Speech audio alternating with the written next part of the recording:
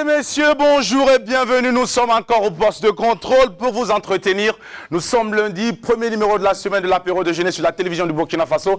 Le carrefour des hommes et femmes qui ont de l'histoire et un parcours à compter. Pour ce numéro, il est très spécial parce que nous recevons l'Europe, s'il vous plaît. Et on va lui demander de s'applaudir bien fort, s'il vous plaît. Excellent, s'il vous plaît. On va s'applaudir très fort. Alors, l'Europe, quand l'Europe se déplace sur ce plateau, bien, on ne peut que voyager. En voyage. Je sais pourquoi je vous dis de voyager, parce que lorsque on fait le déplacement par avion, il s'agit de voyage. Et lorsque, c'est notre tradition ici, lorsque tu te déplaces d'un point A vers un point B, à l'aide donc d'une bicyclette ou d'une voiture, c'est quoi? C'est un déplacement. Alors, ils ont voyagé pour être sur l'apéro déjeuner. Mesdames et messieurs, nous allons nous entretenir avec eux, c'est l'Union européenne. Mais avant, nous allons respecter toujours la tradition à cette émission de l'apéro déjeuner. Votre rendez-vous phare sur la télévision du Burkina Faso, c'est du lundi au vendredi quand il est 11h temps universel sur les antennes avec la même team qui va vous entretenir. Adèle Sandrine Zediara qui va nous rejoindre dans un court instant pour la rubrique Le de la Cité. Mais aussi cette tradition qui sera respectée avec le clip d'entrée qui, mesdames et messieurs, nous permet de nous arrêter pour magnifier et célébrer notre continent, l'Afrique. C'est vrai que nous recevons l'Europe, mais à côté, il faut également que nous mettons aussi avant notre continent, l'Afrique, que l'Europe aussi apprécie bien. Allez, c'est parti avec Pacom pour nous installer, mesdames et messieurs. Vous êtes en direct. Let's go.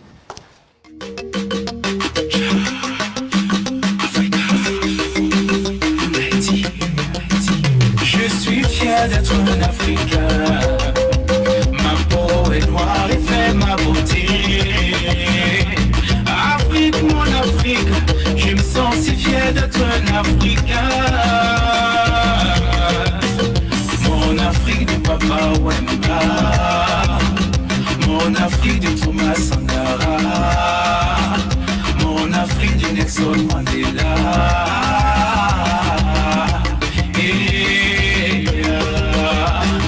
Aïe Africa, aïe Africa, aïe Africa.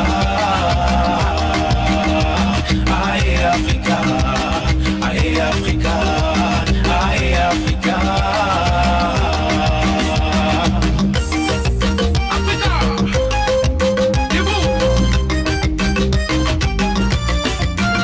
Vaillant peuple Africa, donnons-nous la main pour construire maman Africa, afin que cesse toute cette misère, afin que cesse tous ces pleurs. Aïe Africa, aïe Africa, aïe Africa, aïe Africa, aïe Africa, aïe Africa. Africa, mon continent, Africa, nation de l'humanité. Africa, unity. Africa, yeah, yeah, yeah. Aïe Africa, aïe Africa, aïe Africa, aïe Africa, aïe Africa, aïe Africa.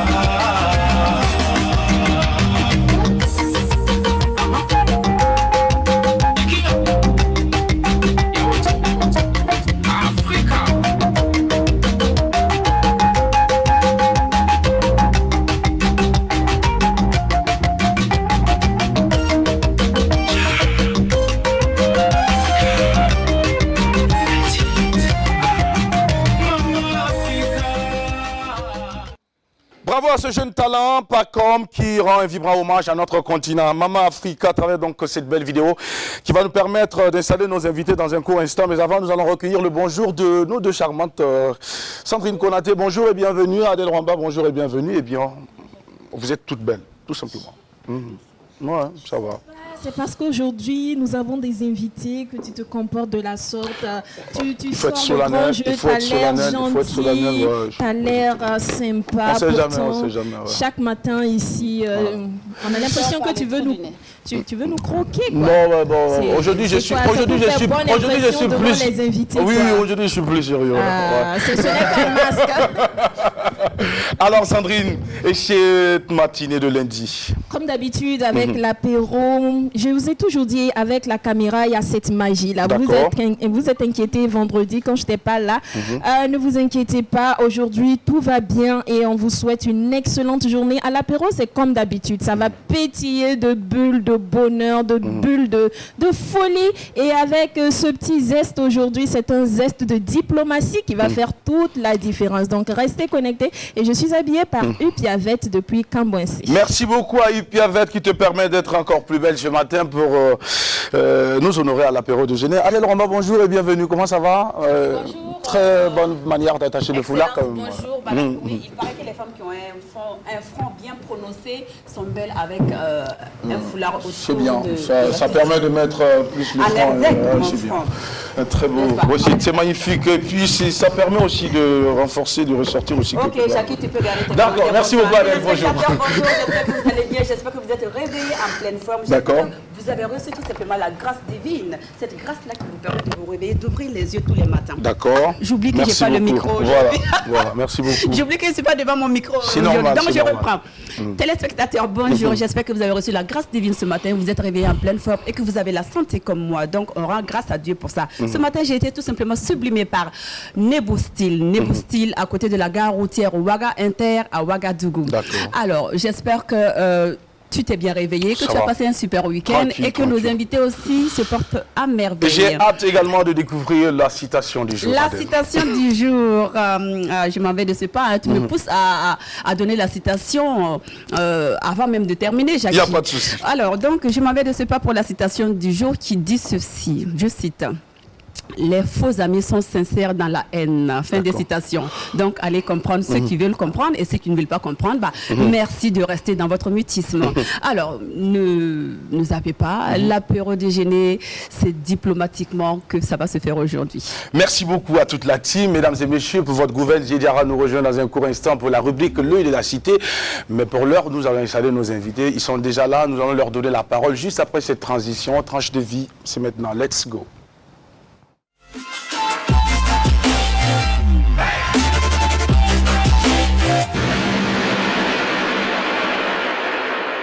Eh bien, il nous honore ce matin, c'est historique pour nous à l'apéro déjeuner de recevoir autant de personnalités. Merci déjà pour l'intérêt que vous portez à notre émission. Nous saluons la présence ce matin à nos côtés de son Excellence, ambassadeur donc de l'Union européenne au Burkina Faso, Monsieur Wolfram Feiter. Bonjour, bienvenue, Excellence. Bonjour, merci Jackie. Merci plaisir d'être avec vous. Merci infiniment. Et nous avons également avec nous Monsieur Jean-Jacques Keria, ambassadeur donc de la Belgique au Burkina Faso. Bonjour. Bonjour, bonjour tout le monde. Bienvenue. Bonjour tous les téléspectateurs. Merci de nous honorer ce matin. Et juste à côté, nous avons notre cher ami, Monsieur Dominique Delpuech. Bonjour Jackie. Dominique Delpuech, premier conseiller chargé d'affaires de l'ambassade de France au Burkina Faso. Bienvenue. Merci. Alors, et juste à côté, nous avons au fond Monsieur Niels. Alors, Wortmann, il est chargé d'affaires de l'ambassade d'Allemagne. Tout à fait. Vous savez qu'est-ce que ça veut dire, Wortmann en français? Wortmann, non? L'homme des paroles. L'homme de parole. Voilà. D'accord. C'est-à-dire? C'est-à-dire, en allemand, je peux bien parler, en français, je suis encore un peu faible, mais... D'accord. Mais on va, comme je le disais tout à l'heure, on va essayer d'aller avec la formule la plus simple et consacrée. Sujet, verbe, complément. Efficace comme on l'aime. Merci de nous honorer, bienvenue à l'apéro déjeuner. Et à côté de vous, nous avons notre excellence ambassadeur donc de l'Italie. Voilà, c'est bien cela, Monsieur Andrea Romussi. Bonjour Jackie, bonjour filles ici, bonjour aux téléspectateurs. Merci de nous honorer ce matin. Et enfin, nous avons Monsieur Stinson Andersen, ambassadeur du Danemark au Burkina Faso. Bienvenue. C'est parfait, Jackie. Merci beaucoup. Merci beaucoup. Est-ce que vous savez qu'est-ce que ça veut dire Sting alors? Ça, c'est un nom. Sting. C'est mon prénom, hein, Sting. Oui. Ça veut dire, en fait, c'est un nom viking. Ça veut dire dur, alors fort. Vous êtes dur, fort. Je suis dur et immobile, on peut dire. Et immobile. C'est ça au choix. D'accord. Est-ce que vous êtes fort comme moi? Probablement pas si fort. D'accord, ok, merci beaucoup. Merci beaucoup, c'est très bien dit. Alors, nous allons tout de suite planter le décor. Je rappelle que chaque 9 mai, eh bien, mesdames et messieurs, l'Europe célèbre la paix et l'unité partout en Europe. Et il s'agit de la date d'anniversaire, donc de la déclaration Schuman. Et ce jour-là, c'était en 1950, Robert Schuman, alors ministre français à l'époque des Affaires étrangères, proposait dans un discours historique prononcé à Paris une nouvelle forme de coopération politique pour l'Europe qui rendrait impensable toute guerre entre les nations du continent. À quelques jours du 9 mai, pour encore célébrer cette belle fête, cette journée de l'Europe, nous avons donc, mesdames et messieurs, eu cet honneur de recevoir sur notre plateau pour cette aventure de l'apéro de ce jour, son Excellence, Monsieur l'ambassadeur de l'Union européenne, et qui n'est pas seul, qui s'est fait accompagner par ses excellences ici présents sur notre plateau. Vraiment, c'est un honneur pour nous. Alors, Excellence, bienvenue à l'apéro. Merci. Alors, Merci. quel sentiment vous anime en ce moment d'être sur ce plateau pour partager ces instants de télé à notre compagnie? Bon, tout d'abord, je suis très fier. Je suis très fier parce que, voilà, je sens une certaine reconnaissance non, de l'Union européenne. Et je suis très fier que je peux venir avec mes collègues, mes amis européens, dans toute leur diversité, n'est-ce pas? Et je suis super content d'être avec vous à la télévision, parce que c'est aussi, en fait, aussi une autre chose aujourd'hui, c'est la journée quand même de la liberté d'expression, de la liberté de la presse. Et ça, c'est quelque chose que nous aimons aussi beaucoup de fêter, reconnaître. Et voilà. Alors, Excellence, nous savons que vous êtes le patron, on va dire, de l'Union européenne, entre griffes. Alors, comment est-ce que... Là, il faut être toujours prudent. Hein. Oui, vous avez raison, mais... voilà, d'accord. Merci pour la modestie. Alors, mais dites-nous, comment est-ce qu'on devient ambassadeur de l'Union européenne? J'ai rêvé depuis mon enfance de devenir ambassadeur en Afrique. D'accord. Ça, c'est la première chose. Okay. Et puis, je suis devenu, à un moment donné, je crois que c'est presque 25 ans, je suis devenu fonctionnaire européen à Bruxelles. Et puis, j'ai poursuivi ma carrière. Et à un moment donné, j'avais vraiment la grande chance que Madame Mogherini, à l'époque, la chef de la diplomatie européenne, a dit, Wolfram, tu vas au Burundi, à l'époque. Ça, c'était en 2016. Et comme ça, c'est pas si mauvaisement déroulé. Il a dit, M. Borrell, il a dit, voilà, tu vas maintenant au Burkina. Et là, je suis. Et vous êtes au Burkina Faso, et vous avez été très bien accueilli ici, au Burkina? Oh, fantastique. Très, très bien. Vraiment, vraiment. Voilà, chaque jour, je dois dire, je suis tellement content d'être au Burkina. Les gens sont tellement polis, ouverts. On trouve toujours une solution, on trouve toujours un compromis. On est toujours souriant. Vraiment un plaisir de travailler ici, de vivre ici. Voilà. Même si par moment vous recevez quand même un coup de chaleur qui également contribue donc à transformer votre cholestérol en vitamine D. Parfois, c'est voilà, le climat, c'est quand même voilà, c'est fort. C'est fort. D'accord. Alors, quant à vous, Excellence, Jean-Jacques Keria, ambassadeur de la Belgique au Burkina Faso, est-ce que vous également, vous avez rêvé depuis la tendre enfance d'être ambassadeur? Avant naître déjà, je pense. Avant naître déjà. Non, tout ça va. Non, c'est venu petit à petit. La possibilité, effectivement, de mener une ambassade et de représenter un gouvernement et un chef d'État étranger, c'est un honneur. D'accord. Et très fier également d'être ici. Et puisqu'on parle d'Europe, très fier aussi de représenter la Belgique, qui accueille, au travers de Bruxelles, qui est capitale de l'Europe, accueille la quasi-totalité des institutions européennes. Donc c'est doublement, pour moi, un honneur de représenter et la Belgique, d'une part, et d'être le représentant d'une capitale qui accueille toutes ces institutions. Et puis, non, chemin faisant, il y a une double carrière. Il y a une carrière qui s'est faite au travers les ONG au départ, et puis un concours aux affaires étrangères, et petit à petit, passer de pays en pays, de deuxième secrétaire, premier secrétaire, et puis peut-être au travers des actions, celles-ci ont été reconnues par mes autorités. Ils m'ont proposé ce poste d'ambassadeur au Burkina Faso qui me ravit. Absolument. Et qui vous ravit. Merci également. Nous sommes aussi très heureux de vous accueillir sur notre plateau. Monsieur Excellence, donc Steen et Son Andersen, voilà, du Danemark. Et vous, quel sentiment vous a animé lorsqu'on vous a proposé ambassadeur? Pour moi, c'était un peu plus tard que pour les ambassadeurs là. Alors, j'ai pensé quand même pilote d'abord. mais un peu plus tard. Alors, moi, je suis économiste. D'accord. Et quand j'ai fait mes études, je pensais quand même, OK, il faut faire quelque chose de bon avec Zambie, n'est-ce pas? Alors, qu'est-ce que ça? C'est le développement. Le développement international, c'est la contribution globale, je pense. D'accord. Et puis, plus en plus, j'étais intéressé, j'ai étudié disons, l'économie de développement. D'accord. Et plus tard, j'étais même économiste d'éducation aussi. Et j'ai travaillé pour la Commission, pour l'Union européenne, et j'ai travaillé pour la Banque mondiale comme professionnel de développement. Et puis, j'avais la chance de travailler ici aussi, il y a 10 ans, non, même 14 ans. C'était la première fois que j'étais ici, dans le secteur d'éducation. J'ai toujours pensé, et c'est toujours ce que je pense, que alors, j'aime vraiment bien la population, les Burkinabés, il y a la taquinerie, j'adore. Hein. Il y a la bonne humeur, et ça, c'est toujours là. Hein. C'est-à-dire, j'étais ravi aussi de pouvoir revenir ici. Avec ma famille. Est-ce que vous savez qu'également la bonne humeur contribue à garder jeune longtemps? J'espère. Il n'y a pas de souci. Alors, Excellence Romussi de l'Italie. Bienvenue. Oui. Bonjour et encore vous à tout le partagez monde. avec nous votre expérience quand vous avez été donc proposé ambassadeur. Est-ce que vous également, c'était les mêmes sentiments ou bien pour vous, c'était tout autre chose? Non, pour moi aussi, c'était un honneur, un défi aussi, parce que j'avais la tâche d'ouvrir l'ambassade. Comme les autres, je suis en carrière depuis une vingtaine d'années, moi, et j'ai fait de différentes expériences, notamment entre l'Afghanistan, le Liban, New York, Genève, et aussi de l'Afrique. Mon premier poste, c'était en Zambie. Et quand ils m'ont donné cette tâche d'ouvrir l'ambassade, j'étais ravi, et j'ai découvert aussi qu'il y a un lien très très fort entre le Burkina Faso et l'Italie, parce que la plus grande communauté burkinabé au dehors de l'Afrique se trouve en Italie. Plus de 50 000 Burkinabés vivent là-bas, et ça a été vraiment un facteur important pour consolider les liens. Tout à fait. J'aime bien ici parce que, comme ont déjà dit d'autres collègues, les Burkinabés sont très solaires. Très solaires. Très solaires. Très chaleureux. Très chaleureux.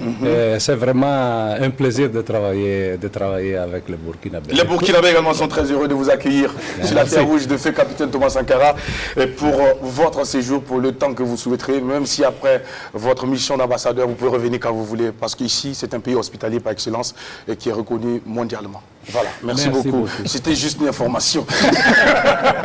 Alors, nous allons à présent donner la parole à M. Dominique Delpuech, voilà, qui est premier conseiller chargé des affaires, un peu plus, donc, de l'ambassade de France au Burkina Faso. Mais je trouve quand même qu'il y a deux casquettes. Conseiller, chargé des affaires. Quand est-ce que vous portez la casquette de conseiller et quand est-ce que vous portez la casquette de chargé des affaires? Alors, je porte la casquette de conseiller, de premier conseiller quand mon ambassadeur est là. D'accord. Et dès qu'il s'en va, je mets vite mon chapeau de chargé d'affaires. Voilà. Alors, et ce matin, quelle est la casquette que vous portez? Chargé d'affaires. Chargé d'affaires. Voilà. Donc ça veut dire que son excellence... Il est parti en vacances. Il est parti en vacances. Alors, bienvenue. Et vous, le séjour au Burkina, ça va? Ça se passe bien également? Ça se passe à merveille. D'accord. Oui. Ça fait déjà 2 ans, plus que je suis là. Je suis arrivé, on m'a dit, en 2 mois de février 2019. Tu pars au Burkina Faso et le plus rapidement possible, s'il te plaît. Oui. Et je suis arrivé 7 semaines après, donc en mai.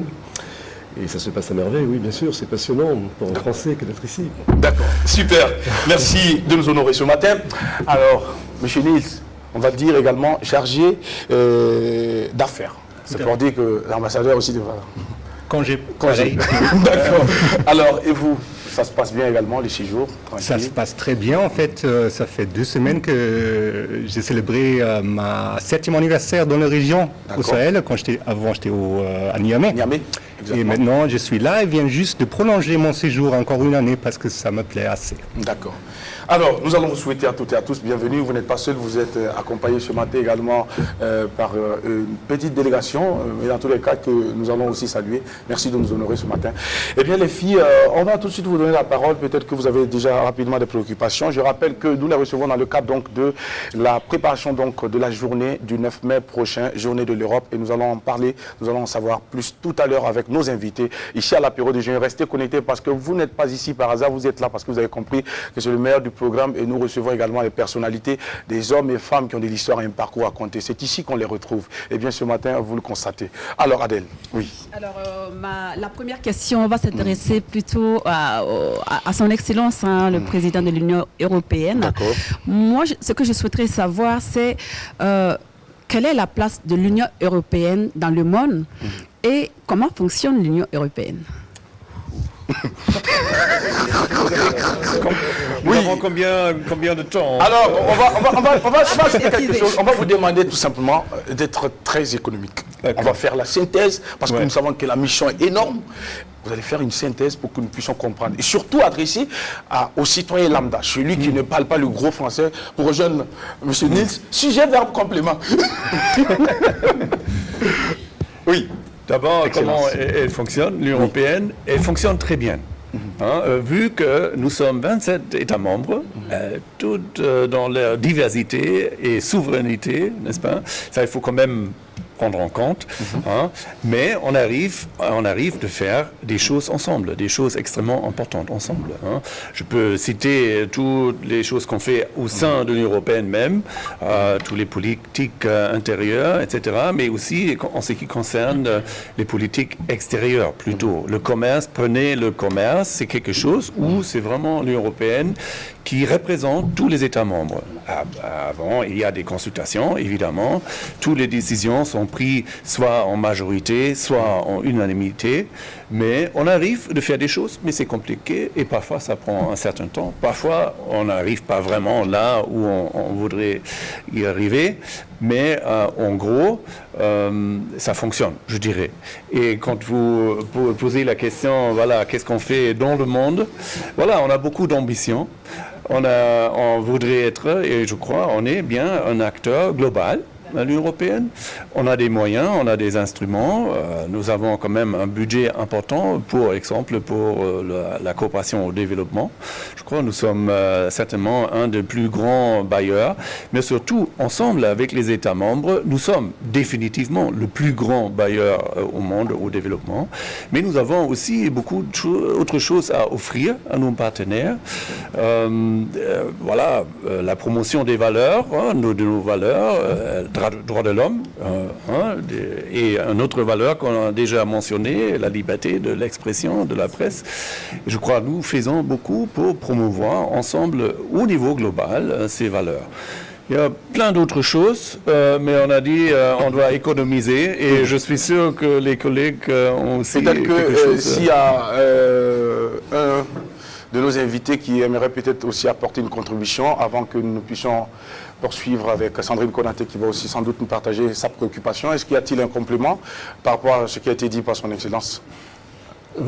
Uniquement qu'en Belgique, vous savez, on est reconnu pour le consensus. D'accord. Et je pense qu'au niveau de l'Union européenne, effectivement, avec 27 États membres, c'est la volonté au début d'une réunion, c'est qu'à la fin de la réunion, on termine avec un consensus. D'accord, ça c'est bien dit. Alors, merci beaucoup. Est-ce qu'il y a-t-il de l'ajout?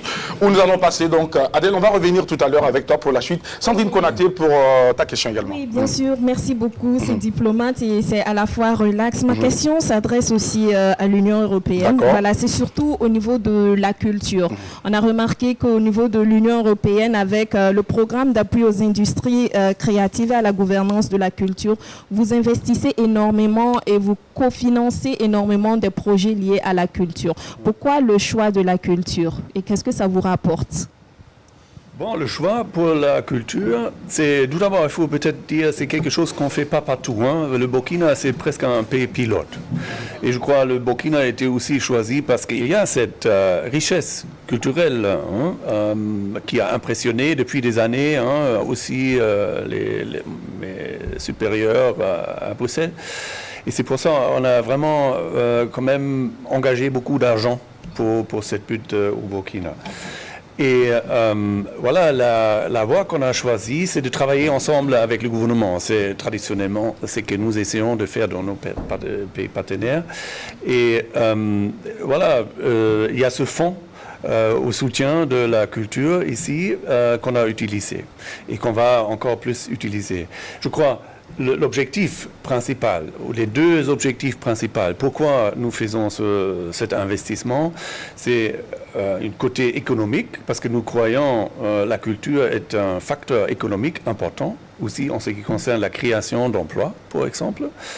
Mais l'autre chose qui est également très importante, c'est la cohésion sociale. Je crois vraiment tous les acteurs, les théâtres, les artistes, les cinémas et tout font une contribution énorme à la cohésion sociale, qui est quand même quelque chose d'important, surtout dans la situation actuelle au Burkina. Donc vous avez désormais toutes les raisons de pouvoir donc injecter beaucoup d'argent dans ce secteur. Mais est-ce que c'est seulement le secteur de la culture dans lequel, est-ce que c'est dans seulement le secteur de la culture que vous injectez de l'argent? Non, pour être honnête, même si c'est beaucoup d'argent, comparé avec les autres investissements que nous faisons, c'est pas beaucoup. C'est pas beaucoup par rapport à ce que vous faites ailleurs. Voilà. D'accord, ok, on a compris. Alors justement, en entrant dans ce cadre, nous avons également eu vent de l'existence de ce service, le service donc européen d'action extérieure. Alors, ce service d'action a célébré donc sa 10e année et il n'y a pas longtemps. Et ce matin, nous avons juste un élément qui va revenir sur les temps forts de cette célébration. Nous regardons et puis juste après, nous revenons pour prendre également l'avis des uns des autres par rapport donc à votre implication au niveau donc de ce service donc européen d'action extérieure. Mesdames et messieurs, c'est l'Europe qui nous rend visite ce matin à l'apéro déjeuner. Allez, on regarde et puis on se parle juste après.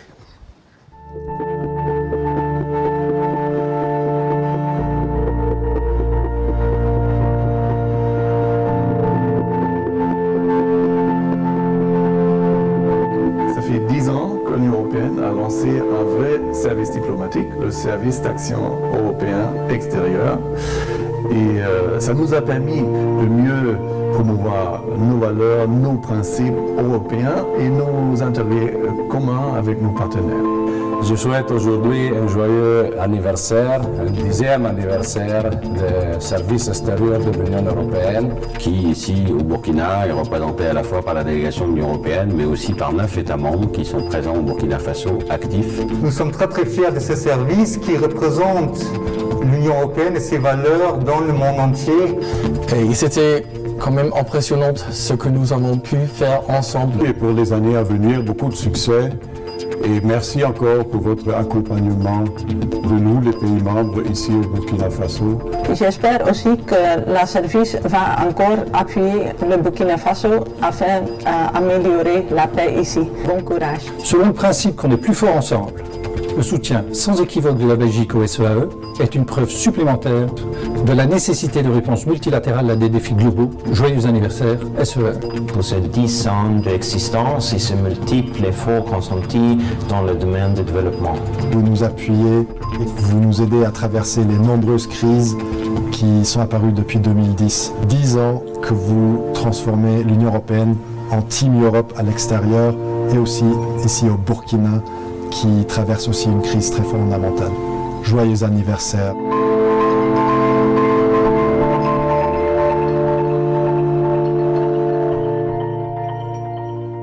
L'Union européenne est au Burkina Faso sur notre plateau de l'apéro déjeuner. Et nous allons permettre tout de suite à monsieur le chargé donc, des affaires de l'ambassade de France, on va dire comme ça, monsieur Dominique Delpuech. Voilà, j'espère que je prononce bien. J'aurais du mal à prononcer ça jusqu'à la fin de l'émission, mais c'est pas grave, on va y arriver. Alors, monsieur Dominique, pour vous aujourd'hui, est-ce que la France, de façon globale, donne exactement ce qu'on aurait attendu d'elle? Très bien, très bonne question, à laquelle je m'attendais. Prochaine question. D'accord. Très connecté à l'Union européenne, comme je vois.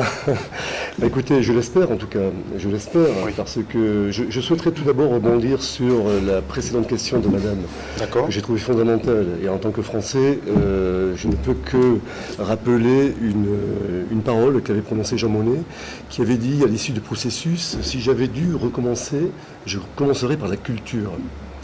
D'où l'importance de la culture pour, comme le disait Wolfram, parler de cohésion sociale et fabriquer de la cohésion sociale. Mais plus important que ça, vous avez dit une phrase qui m'a beaucoup marqué, à savoir, qu'est-ce que ça vous rapporte? Et je la connecte à cette question que vous me posez. J'espère tout d'abord que ça vous apporte, plutôt que ça nous rapporte.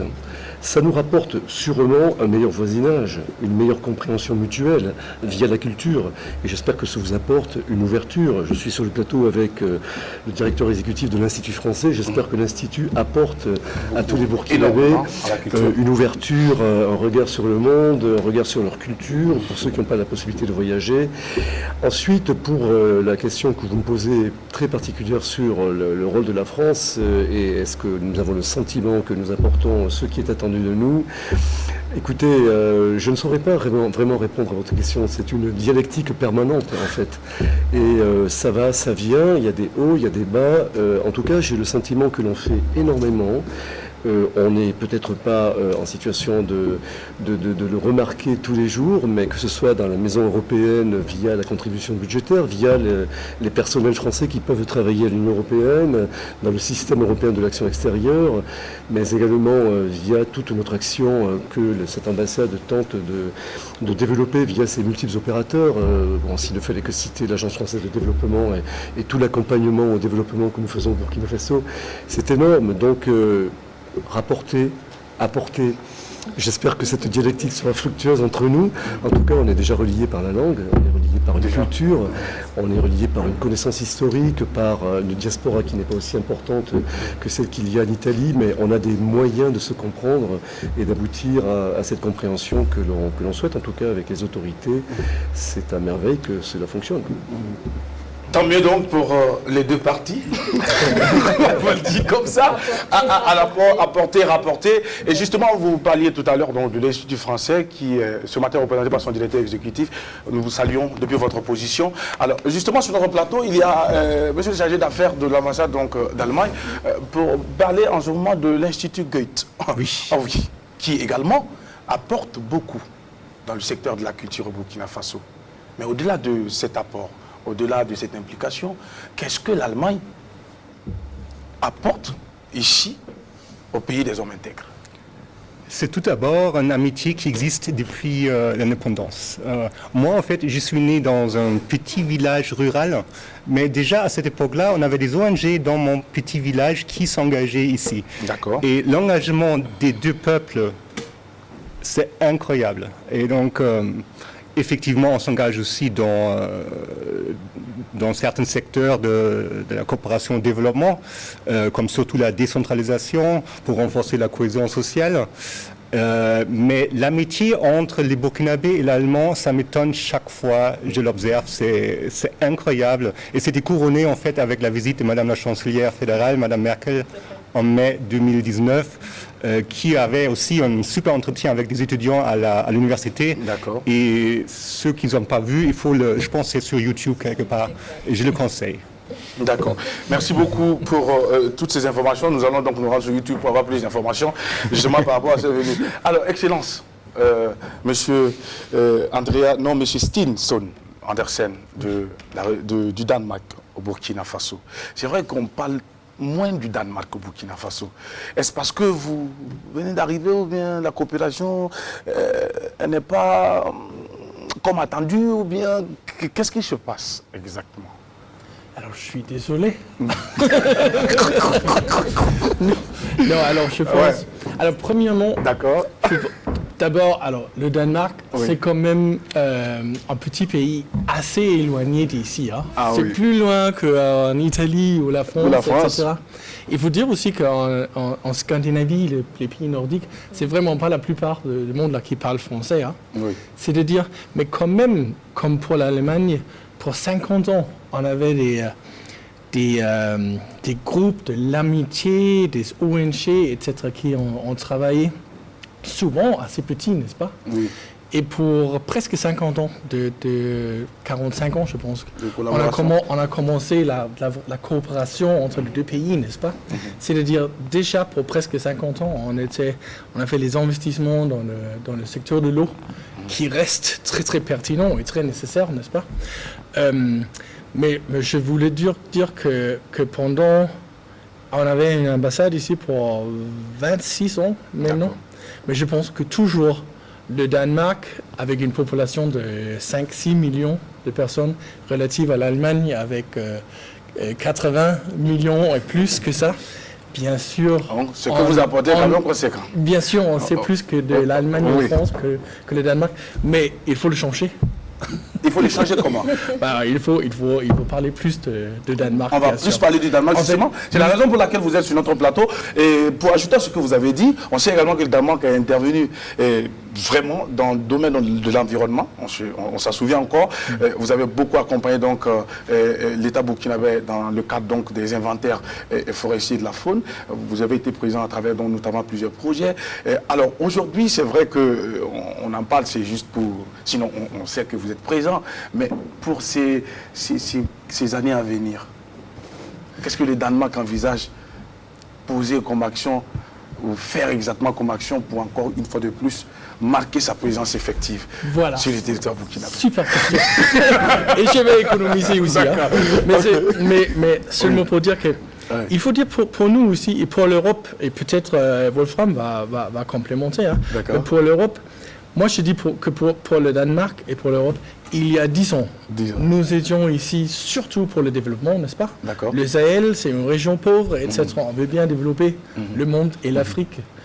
Et il y a, disons, 5 ans, on s'est engagé beaucoup plus aussi dans la politique. Il y a la sécurité, il y a la migration, pas trop vraiment de Burkina Faso, mais de l'Afrique de l'Ouest, etc. C'est-à-dire l'attention en Europe, à Copenhague, je peux parler surtout de Danemark. Il y a vraiment l'attention, il y a vraiment un focus, c'est une priorité stratégique, le Burkina Faso et le Sahel. Et c'est-à-dire, c'est pour ça que maintenant, alors peut-être ça va vous étonner, mais maintenant l'ambassade de Danemark ici, c'est la deuxième ambassade en Afrique de Danemark. Et nous couvrons aussi des programmes dans la région au Niger, on voit ça. Mais seulement pour dire que c'est un des plus grands programmes de pays que nous avons, le Danemark, ici à Burkina. C'est-à-dire pour l'avenir, ça va vraiment, on va intensifier exactement dans l'adaptation au changement climatique. Et l'eau, c'est plus important que presque tout. Surtout ici. l'eau potable.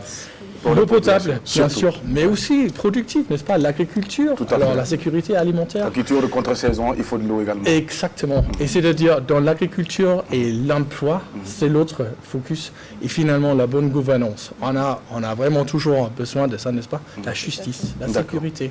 Alors, seulement pour dire qu'on serait toujours là. Vous serez toujours là. Et nous serons encore très heureux également de toujours collaborer avec vous. Donc, vous restez avec nous. Alors, quant à son Excellence, Monsieur l'ambassadeur de l'Italie, moi, j'aimerais que vous parliez au nom de l'Europe. Quand on sait que actuellement il y a cette crise sanitaire sans précédent qui est venue rappeler aux uns aux autres que nous sommes tous pareils et que nous pouvons disparaître d'un jour à l'autre. Je parle de la Covid-19. Oui. L'Italie, comme toute autre nation, a senti qu'il y avait une crise qui était véritablement là. Les choses sont passées au ralenti, l'économie a reçu des balles dans les ailes. Mais malgré tout, vous êtes présent. Aujourd'hui, vous, en tant que premier responsable donc, de l'Italie ici au Burkina Faso, vous parlez au nom de l'Europe. Est-ce que vous pensez qu'avec cette crise, vous allez pouvoir donc être un moyen encore, à mesure de pouvoir encore nous donner plus, d'être présent encore et de pouvoir intervenir dans tous les différents secteurs auxquels donc, vous vous êtes engagé depuis votre arrivée, depuis le début de la coopération? Oui, tout d'abord, la crise du Covid qui est toujours aiguë, mais on voit la lumière au fond du tunnel, comme on dit, parce que maintenant, avec le processus de vaccination, c'est en train d'améliorer. Tous les numéros dans nos pays sont sur la voie d'amélioration. Ça, c'est très important. C'est vrai qu'il va affecter, va avoir un impact financier, mais en tout cas, ici, il y a eu un changement de politique, un changement de pas, parce qu'on a décidé d'investir beaucoup dans le Sahel, pas seulement en Burkina Faso, mais on va ouvrir une ambassade aussi à Bamako et une autre en Tchad. Alors, on va continuer sur le parcours du soutien. C'est traditionnellement dans le secteur de l'agriculture, de la santé, des femmes et des jeunes qu'on va intervenir. C'est un pays prioritaire pour la coopération italienne, le Burkina Faso. Et surtout avec l'action des entités territoriales et des ONG, et pas seulement au niveau gouvernemental. Ça fait plus de 60 ans qu'il y a ici la présence des missionnaires qui sont italiennes, en tout cas, avec le San Camillo. Alors c'est un parcours qui a grandi et va toujours grandir dans le domaine maintenant de la coopération de défense aussi. On a ouvert un office militaire ici. D'accord. Et on va sigler aussi des accords. Continuer à apporter plus d'ingrédients pour renforcer la coopération et surtout l'amitié qui existe entre votre pays et notre pays, le Burkina Faso. Oui, je ne crois pas que le Covid va impacter d'une façon significative ça. D'accord. Et c'est la Belgique pense pareil aussi? Pareil que l'Italie, c'est ça? Dans le concert européen, certainement. On peut rappeler que la Belgique, avec les partenaires autour de la table, on s'est mobilisé dans les premières semaines en début d'année pour mobiliser du matériel notamment. Et il y a l'initiative COVAX, évidemment, dans laquelle les États membres, l'Union européenne interviennent de manière importante. La Belgique est au Burkina Faso depuis de très nombreuses années. Nous sommes actifs surtout dans le secteur de l'entrepreneuriat et essayer de développer la chaîne de production autour de l'agroalimentaire. On travaille beaucoup sur la santé également, la santé sexuelle et reproductive, absolument essentielle. Nous travaillons aussi sur ce qui est la justice de proximité. Je pense qu'on parle de cohésion sociale, la confiance. Il est très important que les gouvernants, les gouvernés, les représentants des gouvernants auprès des gouvernés puissent établir cette relation de confiance parce que c'est à la base, c'est au quotidien que le citoyen sait si finalement les autorités représentantes sur place sont mobilisées pour lui et avec lui. Donc une gouvernance inclusive de manière décentralisée, c'est pour nous extrêmement important. Et on arrive d'ici 2 ans à la fin de notre programme quinquennal de coopération et on devrait entamer au courant de l'année prochaine les premières réflexions pour voir comment continuer cette excellente coopération avec le Burkina Faso. Merci beaucoup. Nous espérons en tout cas que cette coopération va poursuivre, va se perpétuer pour le bonheur et l'intérêt des 2 nations. N'est-ce pas? Évidemment. D'accord, évidemment. Allez, nous allons vous permettre donc de souffler, de prendre une gorgée d'eau parce que nous vous avons justement de l'eau qui est de l'eau pétillante. Voilà, c'est l'apéro déjeuner. C'est notre apéro comme ça. C'est l'apéro sain. Et juste après, nous allons donc, mesdames et messieurs, marquer la pause pour accueillir notre cher ami Zidiara pour la rubrique L'œil de la cité. Et après, nous allons, mesdames et messieurs, mettre sur la table la question du 9 mai qui arrive, mais aussi revenir sur la team. On parle de team d'Europe. Qu'est-ce que c'est? Qui se retrouve au sein de cette team? Nous allons en savoir plus avec son Excellence, Monsieur l'ambassadeur de l'Union européenne, et qui est là et qui va nous donner encore plus les objectifs visés donc par cette célébration du 9 mai. On en parle juste après Zidiara. Le de la cité, c'est maintenant.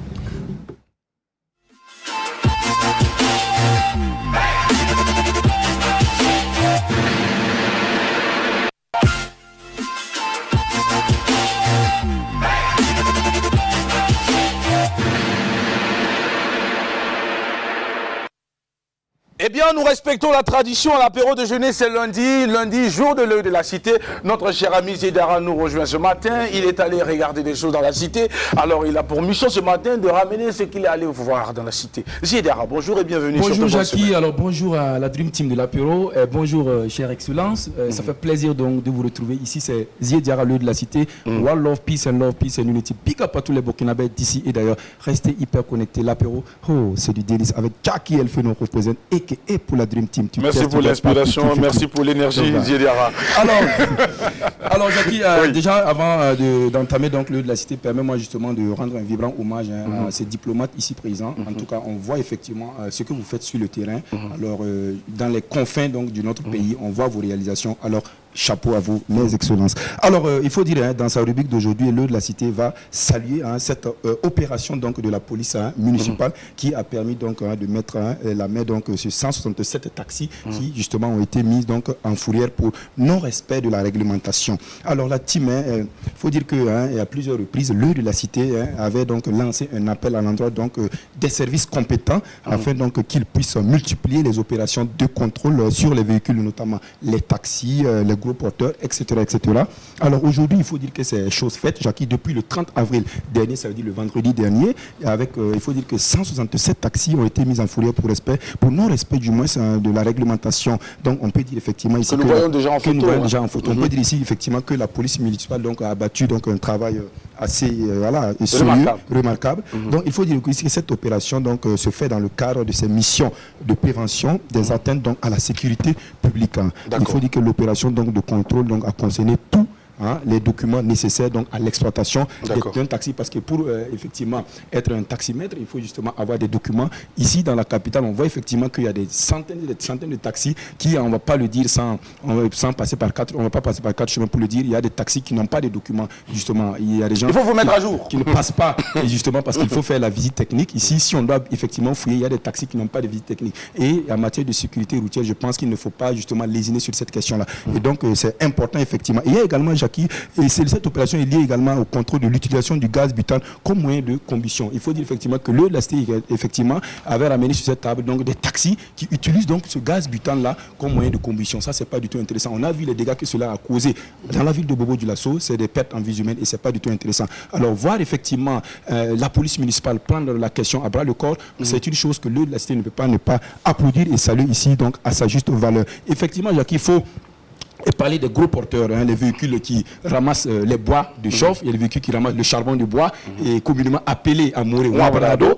Ici, c'est un langage courant également. Ici, il faut dire que c'est des véhicules aussi qui passent comme ça, et sans voilà. Et inaperçus souvent, qui n'ont pas de documents également. Il y a des véhicules qui ne sont pas à jour donc, de la visite technique. On sait très bien qu'une voiture qui n'a pas de visite technique... Dribble la police à la Messie. À la Messie, là, c'est pas du tout intéressant. Alors donc, voir effectivement notre police là et mener de telles activités, c'est une chose qui ne peut qu'être saluée à sa juste valeur. Alors Jackie, voilà un peu l'essentiel du message que le LASTE justement avait à prononcer à l'endroit de nos téléspectateurs et fidèles fans de l'apéro. Donc nous demandons à la police de multiplier ce genre d'initiatives là. Il faut arrêter, il ne faut pas céder au pardon, il n'y a pas d'excuses. Il n'y a pas de pardon en matière de sécurité routière parce que c'est la vie des gens qui sont en danger. Jackie, ceci dit, voilà un peu l'essentiel du message que le LASTE avait. J'ai envie de t'applaudir ce matin, Gédiara, pour ce flow, pour cette précision, pour cette... j'allais dire quoi, tu as été pragmatique. Et puis tu n'es pas passé par 4 chemins pour nous faire comprendre le message ce matin. Nous avons compris, je pense que les conducteurs de taxi aussi ont compris. Tant que vous allez aller en circulation sans les documents, la police sera là pour vous rappeler qu'il faut rouler avec les documents à jour. C'est important. Alors, s'il vous plaît, quand on vous demande d'avoir les documents, c'est pour vous préserver la vie des autres. Voilà, s'il vous plaît, ne partez jamais en circulation sans avoir votre document à jour, notamment la visite technique, le permis d'exploitation, l'assurance et le permis également. Voilà, c'est important. Et surtout éviter également d'aller en circulation avec des taxis qui nous permettent donc de voir le bitume. Le châssis, et puis respecter aussi le code de la route, c'est important. Merci beaucoup nos amis taximens, on vous adore, c'est pour ça qu'on parle de vous ce matin. Merci de nous recevoir chez vous. Gédiara, bien, on va te dire merci pour cette présence et puis te retrouver, Inch'Allah, mercredi, pour un autre numéro de l'œil de la cité. Mais pour le moment, je suis sûr que tu vas rester avec nous parce que cette émission elle est tellement intéressante que tu as besoin d'apprendre beaucoup de choses. Alors, tu vas rester avec nous, on va juste faire cette transition, petite transition, le temps de ramener Sandrine Konaté avant de poursuivre cette belle aventure de lundi sur la télévision du Burkina Faso. L'apéro déjeuner, bien vous le savez, c'est le carrefour des hommes et femmes qui ont de l'histoire et un parcours à compter. C'est maintenant.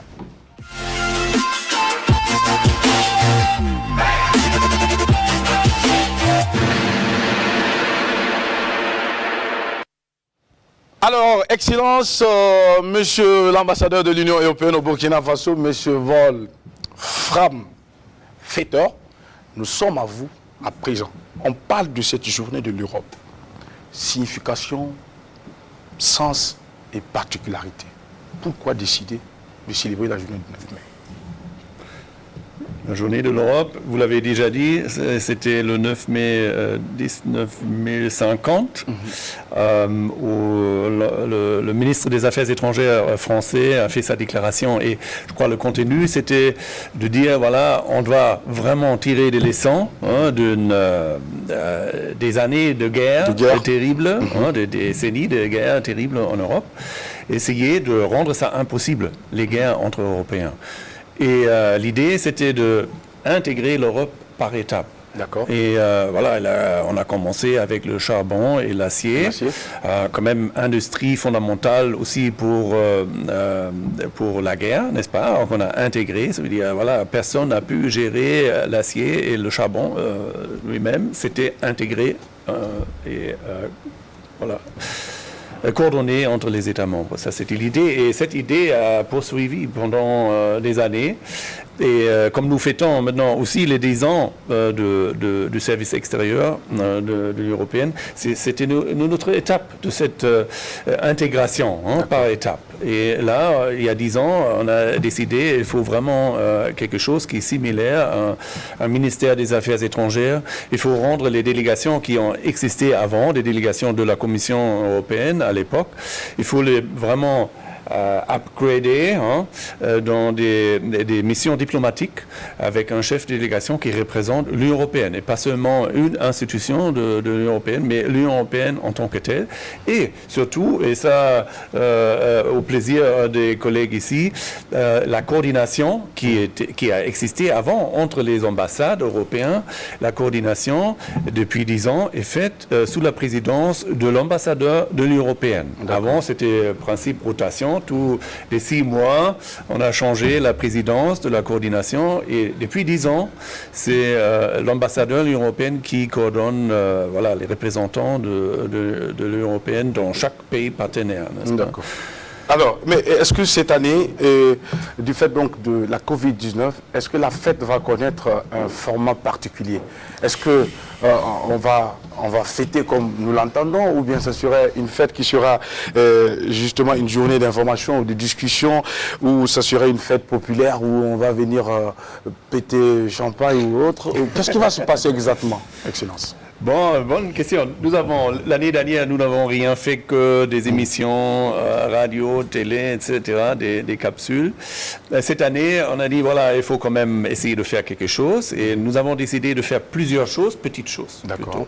On a eu déjà un match de foot samedi matin entre les Européens et l'association de journalistes sportifs. Voilà. On va avoir aussi l'ouverture d'une exposition de photos sur la et on aura aussi un défilé de mode cette semaine. Et il y aura aussi une réception chez moi à la résidence, mais plus petit qu'avant, que d'habitude. Mais on a dit il faut quand même fêter. Il faut quand même fêter. Je crois le cadre au Burkina le permet, heureusement. La situation est sous contrôle. Je viens d'échanger avec mon collègue José Luis qui m'a dit voilà, les chiffres sont vraiment en baisse au Burkina et je crois on peut le faire. On peut faire quelque chose. En respectant évidemment toutes les mesures nécessaires. Et dans chaque membre, est-ce que la fête serait également pareille comme au Burkina Faso? Genre par exemple, est-ce qu'en Italie, en Belgique ou au Danemark, on va aussi fêter dans le même esprit que ce qui va se passer ici? Bon, nos directives de Bruxelles, du siège, sont, voilà, vous décidez sur place ce qui est possible. Heureusement, on nous a donné beaucoup de flexibilité. C'est ma responsabilité à la fin comme chef de délégation, ambassadeur ici au Burkina de dire voilà, ça c'est quelque chose qu'on peut faire ou il faut plutôt le laisser. Mais heureusement, je crois qu'on a trouvé une formule qui est responsable. D'accord, formule très responsable et qui sera bénéfique pour toutes et tous. Adèle. Oui, alors, parlant de l'Union européenne, l'Angleterre veut ou est en train de quitter l'Union européenne. Est-ce à dire que bientôt les Européens vont devoir prendre un visa pour s'y rendre? Ton micro, n'oublie jamais. Merci. On n'a pas l'habitude. D'habitude, c'est ma place ici. Je suis désolé. Je suis désolé. C'est la Belgique qui a pris ma place aujourd'hui. Donc j'oublie au fait. Donc je reprends ma question. Je disais tantôt que l'Angleterre voulait ou était en train de sortir de l'Union européenne. Ce que je voulais savoir, c'est est-ce que les Européens seront obligés de prendre un visa pour se rendre en Angleterre dans les années à venir? Voilà, tout d'abord, c'est une chose qui fait mal, n'est-ce pas? Que le Royaume-Uni a déjà quitté, maintenant. Oui, ils sont sortis de l'Union européenne. Ils sont un pays tiers, comme le Burkina, comme tous les autres pays qui ne sont pas membres de l'Union européenne. En ce qui concerne les visas, je crois, voilà, il faut probablement encore négocier les modalités. Là, je pose la question à mes collègues qui sont plus dans le consulaire. Mais je crois, voilà, il faut trouver des modalités, voilà, surtout pour des séjours plus longs, soit pour nous en Angleterre, soit pour les Britanniques. Des séjours plus courts alors, parce que, on avait l'habitude de quitter la France pour aller faire les Black Friday en Angleterre, et puis à Londres, et puis revenir en France. Mais ce n'est plus possible. Beaucoup de femmes vont déprimer en France. Donc, Absolument. Et il y a des conséquences. Alors, et pour les séjours courts, est-ce qu'il faudra obligatoirement prendre un visa? Je crois pas, hein. Il n'y a pas de visa, mais là, il faut quand même, il y a des contrôles. Il y a des contrôles, et je crois, tout ce qui dépasse les 3 mois, voilà, là, il faudrait avoir un visa. Mais au-dessous de 3 mois, je crois, on peut, mais il y a des contrôles. Et il y a des conséquences, c'est évident, si on quitte l'Union européenne, il y a des conséquences évidentes. Pas seulement pour la circulation des personnes, mais aussi pour les biens, pour les services, etc. Ça a des conséquences. Il y a aussi les étudiants qui en pâtissent, parce qu'il y avait beaucoup d'étudiants aussi de l'Union européenne qui étudiaient en Angleterre. Et tout ça sont les conséquences liées donc au départ de l'Angleterre. D'accord. Alors, Sandrine Konaté, oui. Je voudrais bien revenir sur la question de Covid-19 qui est venue vraiment nous montrer nos limites, même les pays les plus développés. Covid est venu montrer vraiment les limites de ces pays. Alors, est-ce qu'avec ces limites désormais connues, ça va rediriger vos investissements dans les pays membres, voilà, et aussi le Burkina Faso, les pays dans lesquels vous investissez? Bon, vous savez, la Covid a eu des conséquences sanitaires, évidemment. Heureusement, au Burkina, assez limitées. Je crois aussi parce que c'était bien géré par les gens, par le gouvernement, par les services sanitaires, etc. C'était bien géré. Ça veut dire que les dégâts sanitaires, si on peut dire ça, sont assez limités au Burkina, heureusement. Mais il y a des dégâts socio-économiques importants. Et je crois, là, on a déjà beaucoup fait l'année dernière pour aider le pays vraiment de compenser toutes les pertes de revenus aussi de l'État. Nous avons soutenu le budget de l'État l'année dernière. Et je crois qu'on va prendre en compte ces problèmes économiques, ressources financières de l'État, aussi dans notre coopération à l'avenir, évidemment. Je crois que ça, c'est vraiment le point clé pour notre coopération au Burkina, de suivre de près quelles sont les conséquences de la Covid et qu'est-ce qu'on peut faire pour accompagner les actions du gouvernement. Ok. En fait, je voulais dire pas les conséquences de Covid. Est-ce que vos investissements vont changer? Au lieu peut-être d'investir davantage au niveau de la culture, miser sur d'autres aspects comme la santé, parce que Covid est venu nous montrer à tous les limites de certains secteurs d'activité. Est-ce que ça va rediriger votre investissement au Burkina Faso? Investir un peu plus au niveau de la sécurité ou de la sensibilisation, par exemple? Non, c'est que nous sommes aussi comme un peu Belgique, comme d'autres pays, nous sommes en phase vraiment de faire la programmation, la conception de notre coopération pour les années à venir. Et c'est que nous avons dit, voilà, il faut même reconnaître que le Burkina est dans une crise profonde, crise humanitaire, crise sécuritaire et crise économique. Et là, il faut quand même avoir un pacte avec ce que nous faisons. Et c'est pour ça que nous avons en fait ensemble discuté quelles seront les priorités. Et nos priorités seront la stabilisation, tout d'abord. La stabilisation, surtout dans les zones fragilisées. Pour prévenir conflit, pour aussi. Et là, nous allons soutenir la santé, comme vous l'avez dit, mais aussi éducation, aussi l'eau, tous les services de base qui sont bien là et qu'on peut permettre l'État de retourner où l'État n'est plus présent. Ça, c'est vraiment une priorité absolue pour nous, la stabilisation. La deuxième priorité, c'est un pays qui fonctionne. Hein. Le Burkina, il y a même des taux de croissance impressionnants au Burkina. Et là, il faut aussi accompagner les efforts de l'État. Et ça, nous allons faire sous le chapeau de Green Deal pour les jeunes. Hein, comment ça s'appelle? La croissance verte, hein, pour l'emploi et surtout les jeunes. Et là, nous avons travaillé avec les villes secondaires, voilà, là où il y a vraiment un potentiel énorme, hein, agriculture, etc., les marchés. Et la troisième chose, très brièvement, c'est la gouvernance et la sécurité. Et là, nous allons continuer notre engagement important, la sécurité.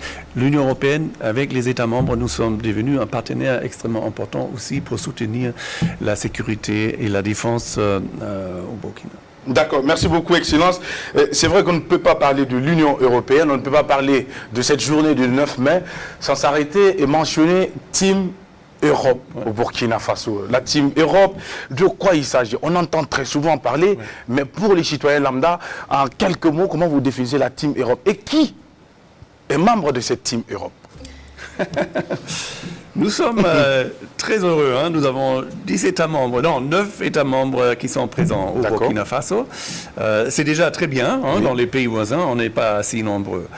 Et l'idée, en fait, c'était aussi à la lumière de la crise Covid l'année dernière, où tous les États membres ont fait quand même des efforts énormes, y inclut l'Union européenne. On a dit, voilà, on voudrait vraiment avoir un impact. On voudrait vraiment avoir des résultats, mais on voudrait aussi avoir une visibilité. D'accord. Et je crois que la visibilité est beaucoup mieux, et ça a fonctionné bien, parce qu'on a pu montrer qu'on travaille ensemble. C'est pas que voilà, l'Allemagne, la France, la Belgique, l'Italie et le Danemark qui font leur travail, leur investissement, mais qu'on montre quand même, on a les mêmes objectifs, on a les mêmes priorités, presque partout, souvent, et c'est pour ça, voilà, il faut valoriser cet effort européen. Et comment ça se passe? C'est toujours dans le contexte local. Et nous avons ici, voilà, j'ai rappelé les 10 ambassades, missions, et nous définissons ensemble maintenant, c'est qu'il faut faire ensemble pour accompagner l'État. Je crois que ça, c'est le point essentiel, Team Europe. Et on voudrait quand même que nos efforts soient mieux valorisés par le public, par le gouvernement, par les autres acteurs, etc. Voilà, ça c'est le Team Europe, mais voilà, je ne sais pas... Maintenant, il y a un invité ici qui voudrait peut-être ajouter un complément par rapport à ce que a dit son Excellence. Oui, Excellence. Oui, je voudrais dire que... Mais exactement, alors au début de pandémie, n'est-ce pas, de Covid-19, ici, alors mars-avril, la dernière année, alors nous avons tous vraiment mobilisé, et l'Union européenne, mais aussi chaque État membre, n'est-ce pas? D'accord. C'est-à-dire aussi de mobiliser le financement additionnel, donc par exemple le Parlement danois et les autres parlements, etc. On a fait ça. Et c'était des très grandes ressources. Je pense que c'était environ 1 milliard d'euros, n'est-ce pas, entre nous tous, alors en riposte Covid. Mais quand nous le faisons dans les modalités que nous faisons, par exemple, plusieurs d'entre nous faisons l'appui budgétaire sectoriel ou appui budgétaire général, les investissements sectoriels à travers le gouvernement, etc. Souvent, on ne voit pas, hein, c'est pas dans les journaux, c'est pas encore une boîte de quelque part du monde, etc. avec le truc, mais c'est les investissements des milliards, en fait. Et là, je suis d'accord, je pense que aussi, pour l'amitié entre le peuple, c'est aussi important de communiquer, en fait, nous soyons là. Salut l'effort européen. Mais c'est ça. Important, oui. Et on veut aussi, moi je voudrais aussi avoir une visibilité que vous sachiez bien que, ok, le Danemark est là aussi, voilà ce que le Danemark mais l'Europe, voilà, c'est quand même nous tous. Voilà, ça c'est important. C'est vrai, on dit aussi très souvent que lorsque on ne parle pas assez de soi, il faut par moment aussi trouver le canal par lequel parler aussi de ce qu'on fait. C'est important, Excellence. Alors, retour avec son Excellence, Monsieur Wolfram Vetter. Alors, moi j'aimerais quand même revenir à quelques minutes de la fin de cette émission sur la question donc, de la liberté de la presse. Alors, quelle place occupe la liberté de la presse au sein de l'Union européenne? C'est vraiment un de nos valeurs fondamentales, hein, la liberté de presse.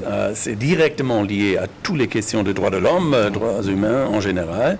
C'est directement lié à la démocratie et à la bonne gouvernance. Et c'est que nous constatons que c'est quand même cette liberté est sous pression.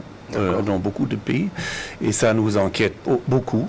On fait beaucoup pour soutenir ces journalistes sous pression, des centaines de journalistes qu'on soutient, les protéger dans quelques pays, et bénéficient de protection, de soutien financier, mais aussi politique. C'est vraiment, c'est au cœur, hein, je crois, de notre préoccupation, la liberté de la presse. Mais je dois aussi constater, au Burkina Faso, on a vraiment, on a cette liberté de la presse. Je crois la dernière chiffre, c'était 38e place, hein, selon Reporters sans frontières. Et ça, c'est quelque chose où je suis chaque jour très très content de constater ça. Alors, pour la jeunesse, c'est vrai qu'elle est confrontée à de nombreuses difficultés aujourd'hui. On parle de l'Union européenne qui toujours accompagne, on parle de la Team Europe qui est également présente et qui entretient de bons rapports avec le peuple burkinabé. Mais concrètement, Excellence, cette jeunesse, comment elle fait pour bénéficier du soutien et de l'accompagnement de l'Union européenne de façon pragmatique? Bon, nous avons beaucoup de programmes où les jeunes sont des bénéficiaires. Soit c'est des programmes, prenez le soutien santé, hein, où nous finançons aussi ce programme du gouvernement de soins gratuits pour les femmes enceintes et les enfants au-dessous de 5 ans. On a des programmes de formation professionnelle qu'on soutient. Mais je l'avoue, la jeunesse comme un groupe cible en tant que tel n'existe pas encore pour nous. Et ça, c'est quelque chose que nous voudrions bien modifier dans la perception de ce que nous faisons, mais aussi au niveau du contenu de ce que nous faisons. Parce que la jeunesse, c'est la majorité, hein, c'est pas, des Burkinabés sont des jeunes. Et c'est l'avenir du pays.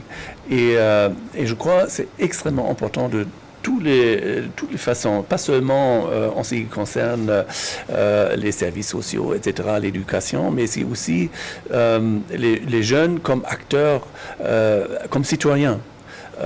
Qu'on doit soutenir plus systématiquement. Et ça, c'est aussi quelque chose que nous avons vraiment décidé comme priorité à l'avenir. Travailler beaucoup mieux, beaucoup plus structuré avec la jeunesse. D'accord. On ne peut pas vous recevoir, parce que nous sommes déjà presque à la fin de cette émission, sans justement mettre sur cette table la question de la migration. Parce que cette jeunesse également qui a cette volonté d'aller peut-être renforcer ses acquis, et aller étudier en Europe, aller peut-être chercher du boulot pour encore revenir avec ses ressources ici, parce que autrefois les autres sont venus chercher, sont repartis. Cette fois-ci, c'est à nous de partir aussi, de chercher puis de ramener ici. Mais cependant, dans ce déplacement ou ce voyage, entre griffes, il se trouve que ces jeunes sont confrontés à des difficultés. Je m'adresse ici à monsieur le chargé d'affaires. Vous voyez venir, d'accord, en quelques mots. Alors, comment vous faites pour faciliter tout cela, cette jeunesse-là? Parce que là, tout le temps, c'est revenu sur la table. Problème de visa. On ne peut pas partir. Alors, les problèmes de visa aujourd'hui, il y a un contexte. Oui.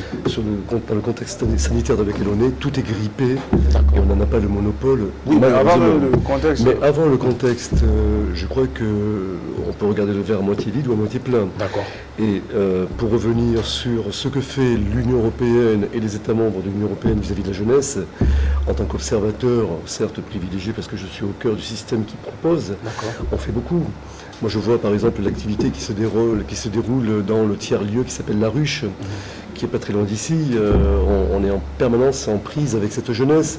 Je vois le nombre de bourses que l'on offre aux acteurs méritants qui sont en poste master, etc. C'est important numériquement.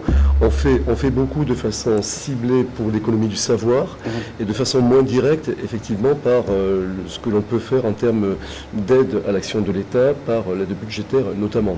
Sur la question précise de la circulation des personnes, je pense qu'ici, il n'y a pas de particularisme par rapport à d'autres pays africains et on n'a pas de difficulté, si ce n'est un contexte global qui fait que, effectivement, on est dans une économie globale du visa depuis 25 ans. Moi, j'ai commencé ma carrière quand j'étais tout jeune agent consulaire avec la gestion d'un service des visas en Afrique du Nord. C'est le process démarré après les années 80.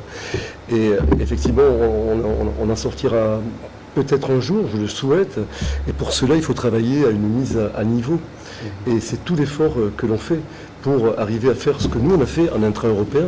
Moi, quand j'étais jeune, j'ai eu le bénéfice d'avoir des échanges au nom de la réconciliation avec les jeunes Allemands, etc. J'ose le souhaiter j'ose souhaiter pour les Africains que ça se produise déjà en sous-régional et que l'on puisse faire des programmes, bien entendu, de mobilité entre jeunes des deux rives de la Méditerranée. D'accord. Alors, monsieur le chargé d'affaires, peut-être que ce que je vais dire peut être contredit, mais je vais le dire quand même. Alors, c'est clair que la population de l'Europe est plus vieillissante que la population de l'Afrique. Est-ce que pour les années à venir, on aura besoin d'un visa pour aller en Europe? Écoutez, moi je ne le dis pas dans une boule de cristal, mais je ne vous le souhaite pas. D'accord. Voilà. D'accord. Ok. Alors, qu'est-ce qui vous a plu au Burkina Faso, en quelques mots, votre coup de cœur? Le coup de cœur, le sourire, on parlait de la bonne humeur, le sourire, c'est vrai qu'avec un soleil, il fait déjà chaud. Donc s'il faut rajouter tout le sourire de tous les Burkinabés, ça fait 28 millions de soleils. Oui. C'est vraiment très chaud.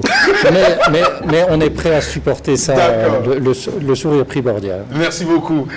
Et vous, Excellence, votre coup de cœur? Alors, une chose que j'ai beaucoup appréciée quand je suis venu, et je le fais toujours, c'est les bicyclettes. Partout. Alors ça j'aime vraiment. Alors nous avons un pays de bicyclettes, n'est-ce pas? Le Danemark, c'est énorme. Si vous visitez le Copenhague, c'est même un peu dangereux, n'est-ce pas? Parce qu'il y a des bicyclettes partout. Et ici, c'est tout le monde. D'accord. Aussi, c'est les hommes, c'est les femmes, c'est les chrétiens, c'est les musulmans, etc. Et ça, je l'apprécie beaucoup. Hein. Est-ce que vous êtes au courant qu'il y a les gallinacés appelés bicyclettes? Et puis les bicyclettes. Le poulet bicyclette. Oui, j'ai même profité. Vous en avez déjà goûté, c'était succulent. Oui, tout à fait. Et je pense que qualité de nourriture, c'est beaucoup mieux que dans beaucoup des autres pays. Hein. Oh, merci. Alors, et vous, Excellence? Oui, c'est surtout les couleurs qu'on trouve dans les habits, surtout des femmes, et ça reflète beaucoup la joyeuseté de la population. Elles ont sorti des couleurs pour vous ce matin. Vous voyez, c'est tous les jours, c'est partout. D'accord. Alors, moi j'ai de la chance. D'accord, si vous le dites. Et vous, monsieur le chargé d'affaires? Bon, je crois que c'est vraiment le caractère chaleureux, accueillant des hommes et des femmes intègres. Je suis loin de chez moi et j'ai du mal de pays de temps en temps, ça me manque, n'est-ce pas? Mais ici, je me sens toujours bienvenu et ça chauffe mon cœur. D'accord. Nous allons vous baptiser désormais Bassono. Vous allez prendre désormais ce nom de Bassono. Qui va donner le nom de... Alors, et vous? Monsieur Chagrin. De s'amuser un peu? Oui, maintenant. Bon, très bien. Alors, si j'étais allemand, je dirais que mon coup de cœur, c'est pour les taxis Mercedes. D'accord. Si j'étais italien, je dirais le cinéma. D'accord. Si j'étais belge... Ça, c'est pas possible. Je dirais la bière Brakina. D'accord, Brakina. Super. Et j'ai des difficultés avec mon ami viking, mais je dirais, allez, le poisson, le capitaine. Les moutons là-bas. Ça marche. Ça peut marcher. Alors, vous avez d'énormes coups de cœur? J'ai des coups de cœur tous les jours. Tous les jours, voilà. D'accord. Eh bien, et vous, Excellence? On rejoint tout ce que j'ai dit par mes amis. Mais une chose que vraiment j'adore, c'est le quartier Gonguin.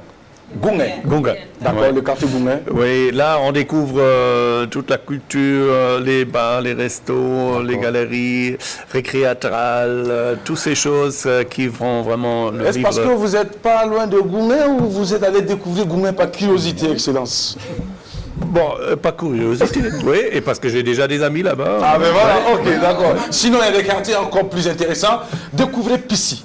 D'accord. Pissy. Ok. Renseignez-vous, vous allez savoir. C'est le paradis sur terre. Alors, merci à toutes et à tous d'être passés, les filles. Vous avez un dernier mot pour ces finances? Oui, merci beaucoup. C'était fun, c'était, comme je l'ai dit, le zeste de diplomatie, c'était bien dosé. Merci beaucoup. Merci. Adèle. On a beaucoup appris aujourd'hui. Je pense que c'est pas fini. On va continuer à se cultiver et essayer de comprendre mieux l'Europe. Rendez-vous le 9 mai pour la célébration de la journée donc, de l'Union de l'Europe. On va célébrer ensemble la journée de l'Europe. Et puis, vous souhaitez déjà une très belle fête. Parce que nous allons la fêter avec vous, puisque vous êtes avec nous, nous sommes avec vous, nous allons faire la fête ensemble. Vivement donc cette journée du 9 mai, et que Dieu vous bénisse et qu'il vous accompagne dans vos différentes missions. Et surtout, retenez ceci, le Burkina Faso, c'est la destination à ne pas manquer. Vous êtes chez vous. Merci d'avoir été là sur notre plateau. À très bientôt la famille. Demain, c'est un autre level pour vous. Vous-même, vous savez. Prenez soin de vous. Bye bye. Merci pour l'invitation. Allez, merci. Allez.